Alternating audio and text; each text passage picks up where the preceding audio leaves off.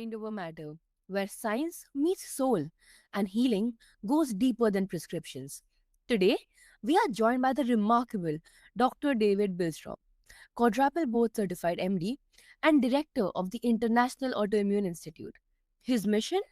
To reverse autoimmune and chronic illness by tackling the root cause, and to help us all rethink what we believe about aging, genetics, and the power of prevention. If you thought chronic illness was inevitable, this conversation will open your mind and fire up your hope. Welcome to the show, David. It's an honor to have you.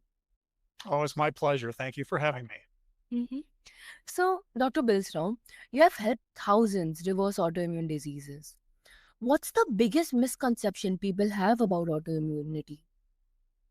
I think the biggest misconception that people have about autoimmune disease is actually the biggest misconception they have about all disease, which is they're preventable. It's not just you're sitting around waiting for something bad to happen because you saw illness in your parents and your grandparents or your siblings. Um, it's preventable, but also chronic disease is reversible. Oftentimes, when somebody gets an autoimmune disease, even their medical provider will say, well, this disease you have, autoimmune disease or otherwise, you're going to have this your whole life, so just deal with it. Where truly the science is very clear why people get autoimmune disease and chronic disease. The science is also very clear on how you could reverse the process and make it go away. Mm-hmm. Absolutely. And why do you believe the root cause approach is still missing in mainstream care? Mainstream care has really shifted the last several decades more towards a pill for every ill. So if you have a health issue like a blood pressure problem, a blood sugar problem, well, here's a pill for that. And it basically, though, is just putting a bandage on one symptom. It's not fixing the root cause. And because the root cause of that symptom is not addressed and fixed, you just still have this issue, even though maybe the bandage brought your blood pressure down, maybe the bandage helped your blood sugar some, but the root cause keeps pushing you in the wrong direction. And so then maybe the blood pressure problem gets worse. And now you need a second medicine on top of the first. Now the blood sugar problem is getting worse. Now you need to do a second medicine. But also, now you have a whole new problem. Well, now I have headaches on top of the first thing.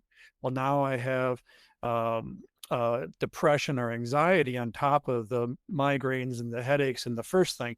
And so it's just one problem after another being because you keep getting pushed in the wrong direction by the root cause of the first problem. And then it's so easy for people to be on, 6, 8, 10 medicines, still not feeling their very best because the root cause is making them so they don't feel their very best, even though maybe the blood pressure control is a little better, the blood sugar control is a little better, headaches don't come as often, but they still are there. And, but that's just how medicine is done, where historically, ideally, when you use natural interventions, and this is kind of where medicine was at before there's all these pharmaceutical options, all these medication options, is you really did tackle the root cause. And ideally by doing that, and we can do that nowadays, and we have all the science to tell us what we need to do and how we need to do this, is we can really get at that root cause. So whether you start addressing the root cause after you have one problem, two problems, three problems, one disease, two disease, three disease, four disease, you really truly are in a position to reverse them all because they're all connected by the same root cause. And you're in a position to then make them all go away at the same time. But also, now that you took care of that root cause, now you're going to stop getting one thing after another after another. It's not just one pill for a new ill because you just don't get new problems because you did finally take care of that root cause.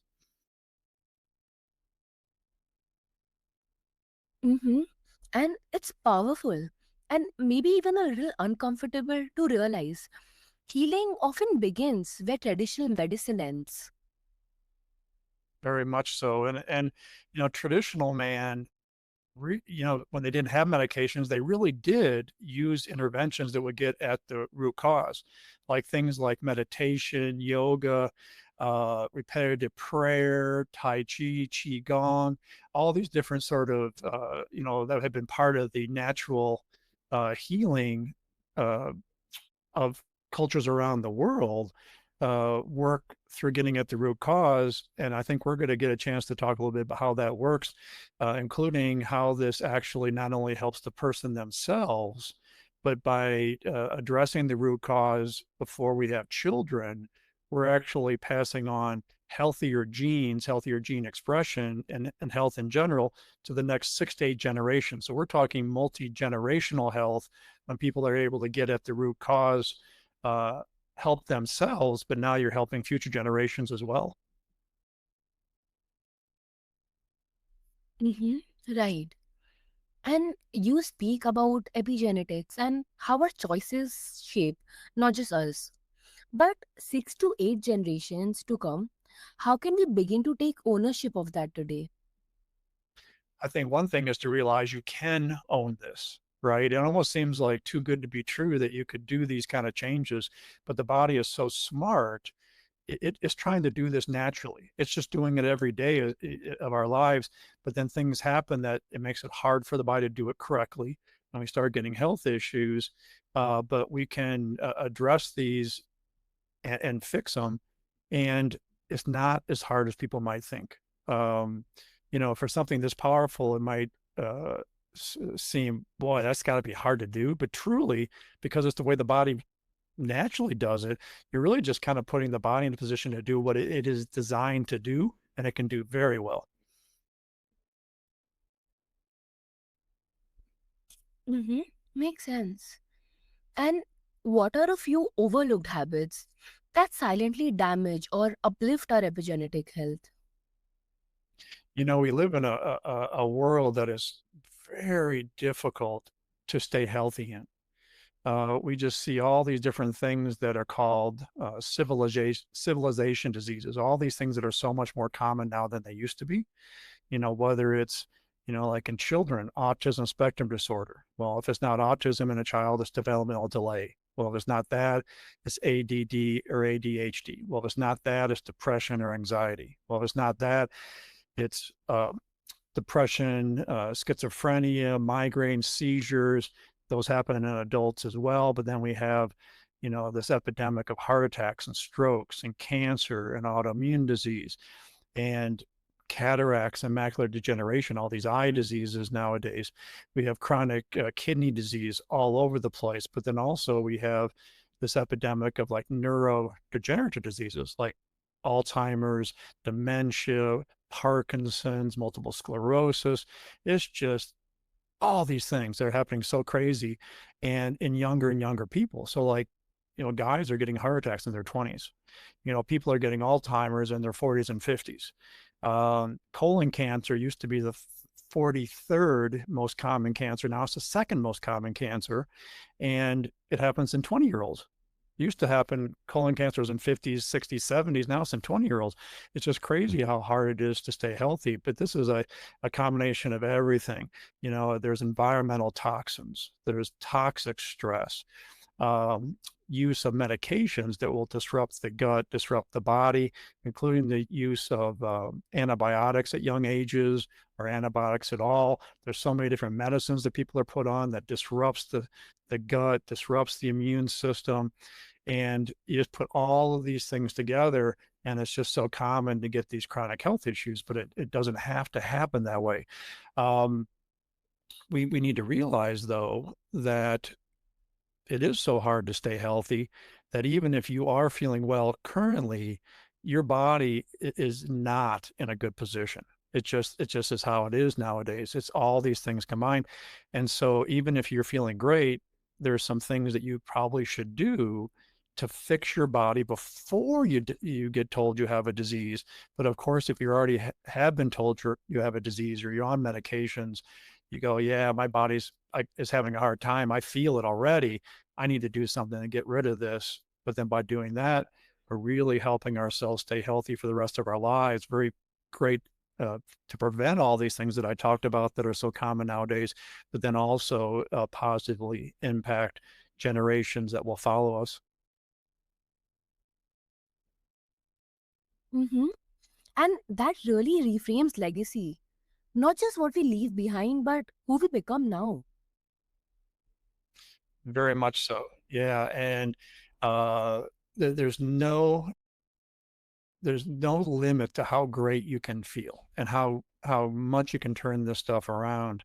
Um, because this is the way the body works in general, the body's just ready to be given a chance. It's almost like when you start getting these health issues, the body's like, "Hey, I'm trying to fix this. I know how to fix this, but something's gotten in the way.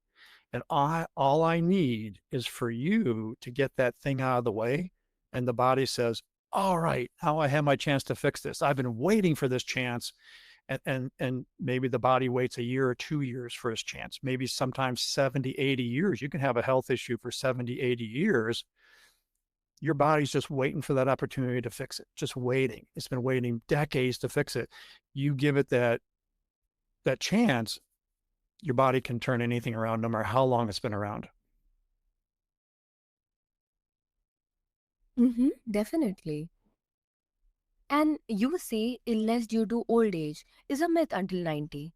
And that's a bold statement. Can you break down the science behind that? Yeah, so when I have traditionally said that nothing is old age until at least 90. If you're younger than 90 and you have a health issue, it's not old age. It's definitely coming from something, and we can figure that out. We can fix it, but it's not old age.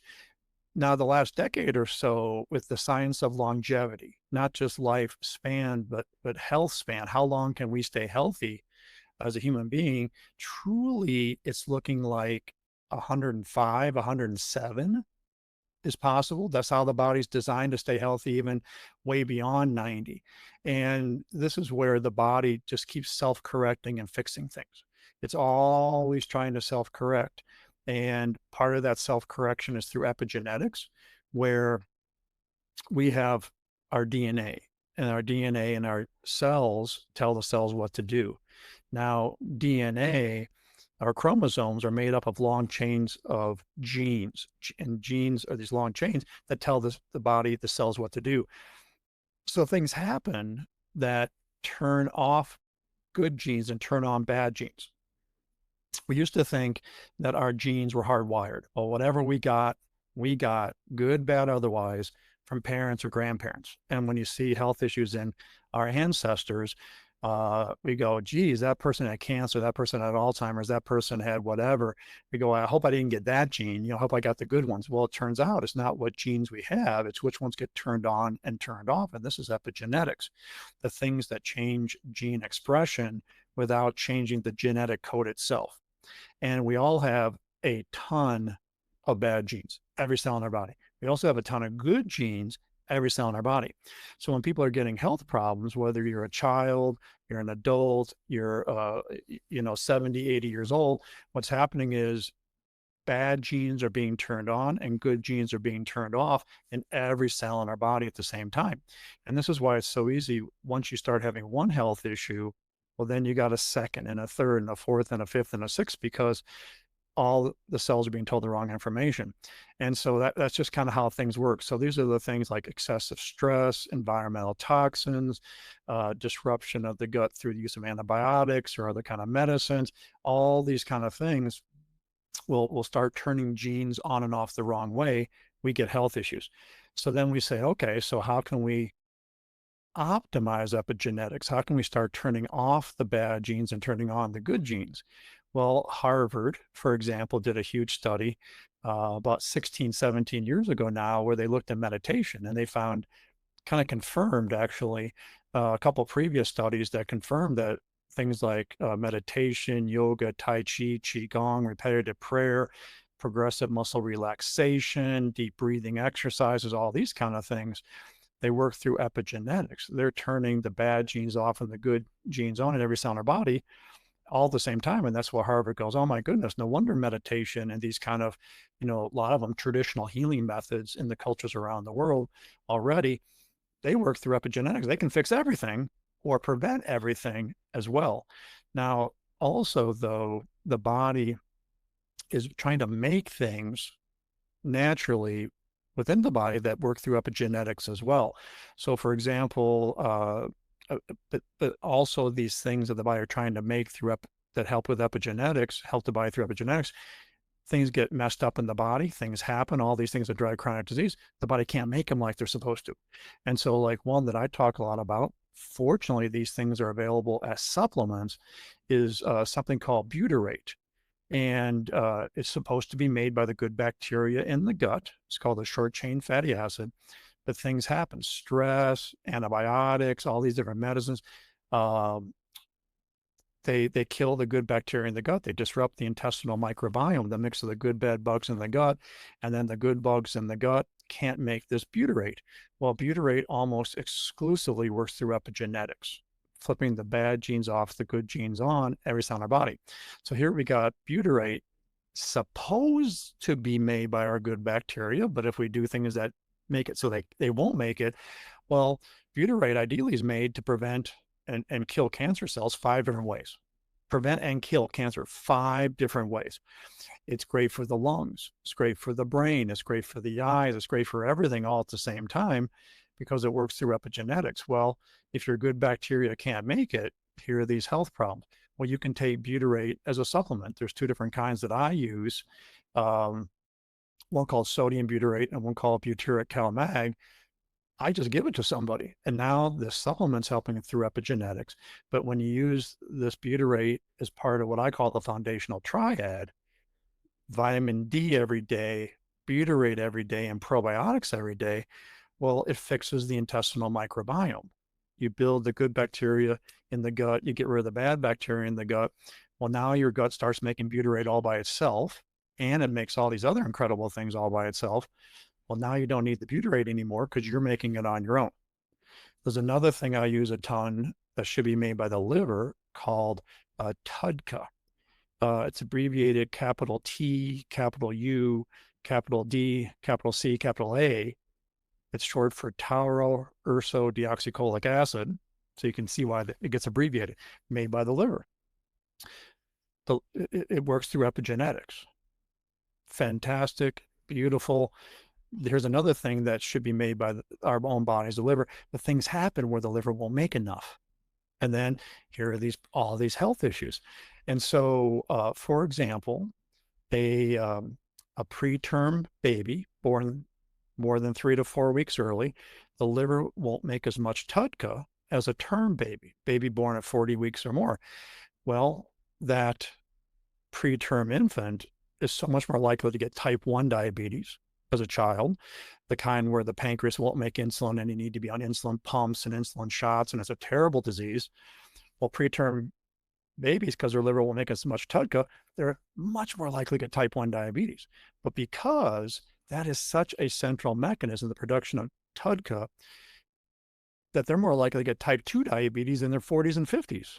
It sets the system in such a bad place. Liver can't make enough TUDCA, all these things. Now, TUDCA, though, also is called the chaperone molecule. And so it works through epigenetics, which you say, well, how great is that? There's nothing could be better than that. But you also go, well, the body's pretty smart. So listen to this. So TUDCA, they call a chaperone molecule. So why would they call it a chaperone molecule? Well, if you take away the water in us, what we're left with as a human being after you take away the water, we're 80% protein. Tons of just protein. So hormones are protein.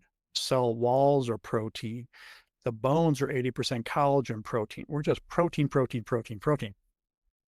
Well, there's a spot in our cells, every cell in the body, where new healthy proteins are made. And you got to keep making new healthy proteins to take the place of old damaged proteins. Hey, I'm a woman and I made this estrogen hormone, which is a protein, or I'm a man and I made this testosterone protein hormone. It's going to help me stay healthy. But after it's been in the system for a while, it gets dinged, it gets beat up, and now the body gets rid of it. Well, now you got to make new healthy proteins like estrogen and testosterone, cell walls, all these kind of things. So there's a particular spot in every cell in our body where new healthy proteins are made, called the endoplasmic reticulum. All these problems that go on in our world that make it hard to stay healthy, they create inflammation right in that spot. And it makes it very difficult for the cells to make healthy new protein.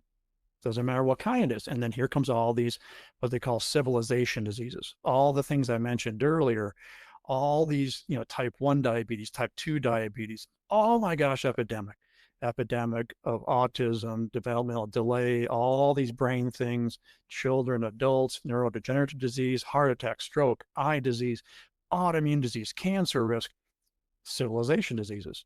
Well, the lack of the liver making TUDCA drives all these civilization diseases. And what TUDCA then does, whether your liver does it naturally, like it's supposed to prevent all this stuff, or your liver can't make enough and you use the supplement, is now the chaperone molecule TUDCA chaperones proteins through the production process within this endoplasmic reticulum so you can make healthy new proteins. Without TUDCA, these proteins, long chains of amino acids, get misfolded. So they call it the misfolded protein response. Drives all civilization diseases. TUDCA as a chaperone molecule chaperones the proteins through the production process so they do not become misfolded. So now you can have all these healthy new proteins that do all this work in the body. So if you like go on Google and you Google search butyrate, you Google search this TUDCA, you're going to find thousands and thousands of articles about how it helps this problem and that problem and this problem and that problem and this problem and that problem, because there's such central mechanisms that are connected with everything, including this TUDCA, available as a supplement. I use it all the time. Now, if you get the liver healthy, the body healthy enough, the liver makes its own TUDCA, so you don't need to use it forever. But TUDCA works through epigenetics. Wow. TUDCA works as a chaperone molecule that fixes this misfolded protein response. Wow. But also, it kills cancer cells. And another mechanism. It's like, oh my gosh, here are these things the body is making every day of our lives, ideally, to keep us healthy till 105, 106, 107, not just 90, but even longer. Well, if the body part can't make it, here are these health issues. We give the body what it needs, and it says, I now have the ability to fix all this stuff. It fixes it. It makes its own butyrate. It makes its own TUDCA. It makes everything else it needs. And this is where you're in a position to really reverse anything, no matter how long it's been around, including they both work through epigenetics, which is a great way for the body then to fix everything as well, and then stay healthy, ideally, the rest of your life. Mm-hmm. That's amazing. And The body's so smart, so smart. yeah. And what might a typical day look like for someone who wants to age without disease? You always probably want to spend at least a couple minutes doing some kind of relaxation, something. Okay. Create the calm in the body, like the meditation, the yoga, the Tai Chi, deep breathing, getting out in nature, being involved in nature, doing some indoor gardening, stepping outside around trees and bushes, a park. That works through epigenetics. It creates this calm. Sunlight, we can actually use sunlight hitting a certain part of our eyes and hitting our abdomen to help everything, including the intestinal microbiome. I talk a lot about 2 or more minutes of early morning sunlight within the first 3 hours after sunrise. There's several blog posts on my website that talk about how light impacts us both positively and negatively, including artificial light at night. Us turning on lights in our homes really creates a lot of damage, including drives cancer and other kind of things. So we can use nature, we can use our relaxation, we can use some of these supplements when in a lot of folks trying to avoid the things like medications and antibiotics as best we can that will create these kind of health issues. And then I'd recommend, because the things that will create these problems, or things you do to fix them, is not as complicated as it may seem, is on my website. I have a free online educational email course, 7 emails. People get 1 email a day for 7 days. Each one's a relatively short read, only 6 to 8 minutes, but each one takes a real deep dive into why people get these kind of health issues. Some of the things that we've been able to talk about today, but other kind of things like infections and how foods bother us and the stress hormone cortisol, for example. But also, I give people tools that they can fix this themselves. Because if you know why you're not feeling well, or you know why you're going to get health issues like people around you, like your family around you, unless you do something, well, we like to give people the tools so they can actually fix this themselves. And truly, every chronic disease, every chronic thing that you don't want, all comes from the same root causes. So you're really doing your due diligence, not just to take care of things that you maybe already have, but really prevent other things. But really, you're putting yourself in a position to not really get any chronic disease because they all come from the exact same root causes. Mm-hmm. And that vision of health is both radical and refreshingly grounded in truth. It's really fun to have all this science now that tells us where this stuff comes from, but it's also really great the science that tells us well why these traditional healing methods that are part of every culture around the world, why they were so effective, why they were working and why people did them for the last thousands of years, right? And it's really refreshing to go, oh my gosh, that is why this culture in this part of the world do this because it is so healthy. Now, unfortunately, our world is so toxic. It's so hard to stay healthy. We need something else besides those traditional healing methods. But that's why people have been doing it for so long. That's why the body works like it does. But now we know how we can turn this stuff around. Mm-hmm. 100%. So, this conversation reminds us that our bodies are not broken, they're brilliant. Thank you, Dr. Bilstrom, for showing us that prevention is not just possible, it's powerful. And to our listeners, your health is your legacy. Every choice you make ripples into generations. So start small, think big, and remember, you were built